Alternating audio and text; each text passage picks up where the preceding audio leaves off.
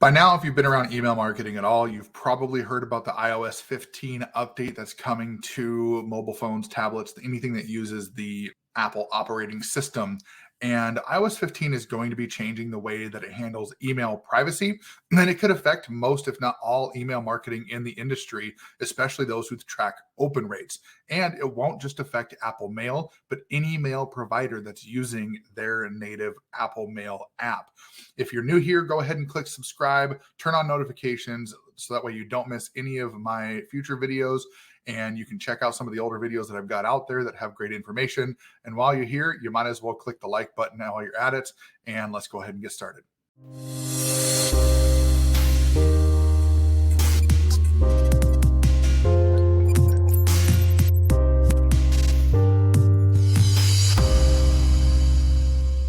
All right, we're back. So tracking open rates, clicks, demographics, things like that, that's a normal part of email marketing. And in order to determine if their emails are doing well, that's the kind of things that they use. And typically the way that emails are tracked is by this little one by one kind of hidden pixel that's in the email being sent out. And what happens is when people actually open up the email, it downloads the email into their kind of inbox, I guess you could say, into their system just temporarily. So that way they can open the email, view it, and then it allows them to kind of scroll through it without having those loading times. But what happens is when that download happens, that's where the tracking comes from. It's just this little tracking event that when that download triggers, then you know, or your system that you're sending out knows that that email was opened. So with the iOS 15 update, there's going to be little changes to that. But first, I want to make a quick point of why this is important. So the biggest thing here right now is that Apple makes up for the majority of all of our emails being opened. That looks like a 49.7% share of all emails being opened as of July 2021. Now, the reason why that's a big deal is because this iOS 15 update means that potentially half of your contacts in your list could be affected by this, which means that your open rates, your click rates, your things like that could look inflated. Now, here's what's going to happen, right? Is when users go through and they get this iOS 15 update, which is rolling out here pretty soon. I think from what I've seen, a couple people that I know already have it, and it's going to roll out more mainstream over the coming couple of months. And they're going to see a pop-up on their device that kind of looks like what you see on the screen here. And it's going to ask them to hide their email. What it's going to do is it's going to bring up this pop-up and it's going to say, hey, you know, you're signing up for this deal. Do you want to hide your email? And it's going to kind of mask the email for you in order to put that in and be able to have the ability to get that newsletter without them knowing your actual email address. So that's one of the things they're going to see. Now, what actually is happening in the background? So when iOS 15 launches here fully throughout the fall here in 2021, which really is just coming right around the corner, users are given the choice to protect their privacy. What happens when they do that is their email gets routed through an external relay prior to hitting their inbox. Now, I know that these are sometimes words that most people don't think about, but this is what's happening, right? So this relay is going to mask their IP address or where they're connecting from. And it's going to basically trigger all of these hidden pixels. So if there's any pixels on the email, it's going to trigger those immediately before it even gets opened by the user. Oh, son of a...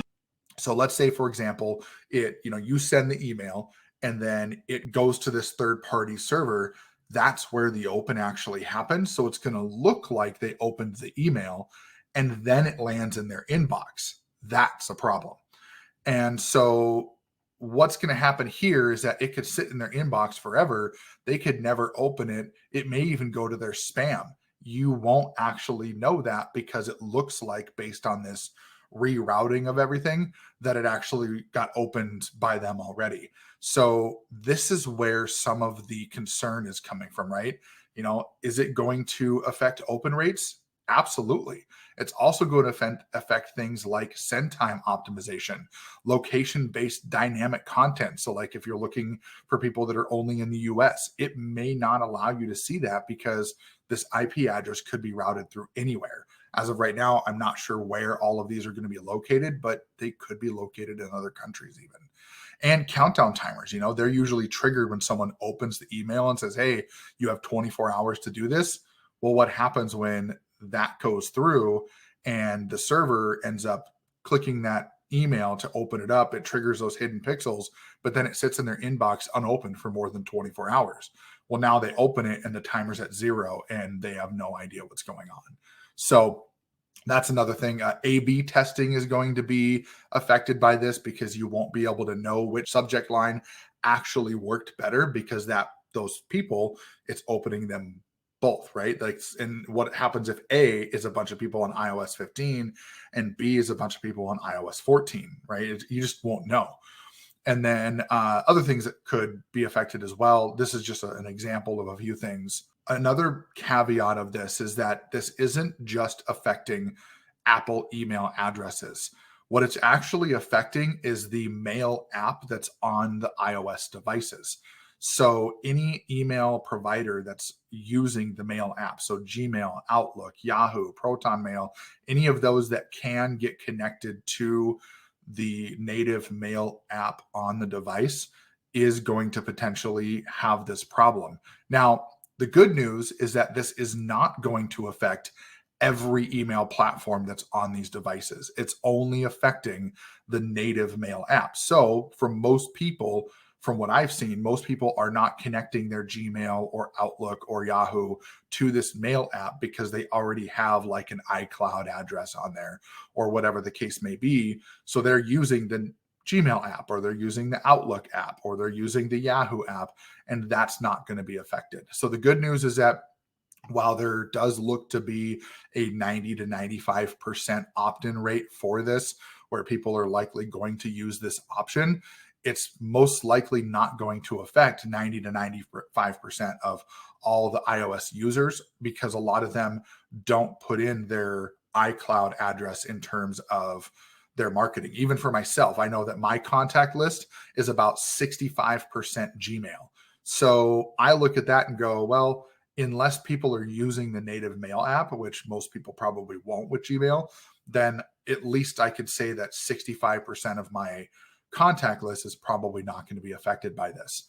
But there's still that chance that a lot of them could be. That's better than nothing. Is this going to affect everyone? Well, it depends.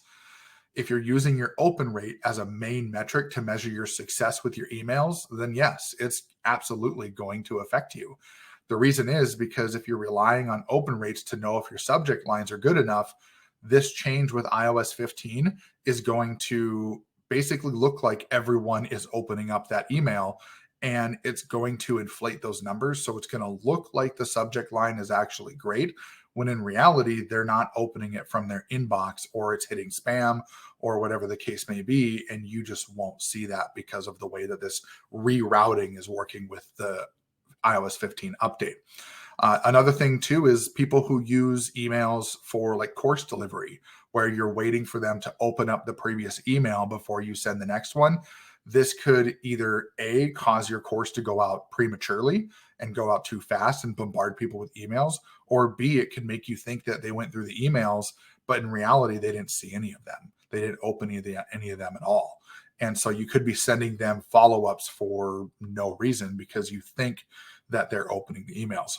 The open metric to basically process people through a flow, right? Like an automated workflow, that's going to be a challenge as well. You might see people that look engaged on your list, but they might actually not be engaged whatsoever. So there are some things to think about with the iOS 15 update.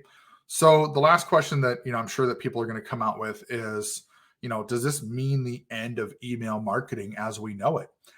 And considering a lot of people are capitalizing on this update and making it very controversial, myself included, trying to put this out there, it's really, it can be looking like that it's a bad thing. But in reality, as this Yana Tori Esperaki, who's a business development and deliverability specialist at Email Console, she said that email is a cat with 9 lives and it will continue to evolve and remain a big player in the world of communication. Not having an inbox is almost impossible to find. You need an email address to create accounts, communicate, and relay information. The iOS update, it just made it public that email is something more complex than writing good copy, slapping a pretty design, pressing the send to everyone button, and going on from there. Email marketers and businesses got a wake up call with this update. Change the way you calculate metrics based on your business, or spend the next couple of months catching up. Wow, that's a mouthful. So as you can see, some people are already seeing this update come out. In my opinion, I don't think it's going to kill anything. If anything, it's just going to be the start of a new era of email marketing. Most email marketers optimize their emails thinking that more opens equals more clicks, and that's just simply not true. We should actually be focusing on what brings value to our readers. Even if you're in the affiliate marketing, make money online, crypto, biz op, that kind of stuff, you need to make sure that you're delivering value and not just pounding offer after offer to your contacts. The more value you provide, the more you build that know, like, and trust factor, and the more sales that you're going to make because people see you as a trusted advisor. Even if you're just doing simple newsletters, providing that extra value is going to help you in the long run. Oh, okay. So for now, as far as I'm concerned, I'm staying the course. I'm going to keep doing what I'm doing. I'm going to keep providing value. I'm going to keep going forward with my email marketing. And that's just the way it's going to be. And if you need help with your email marketing, feel free to let me know. I'd be happy to help. And I've got some things down below that you can check out on ways to get started with email marketing or affiliate marketing. And those are my recommended ways to do so.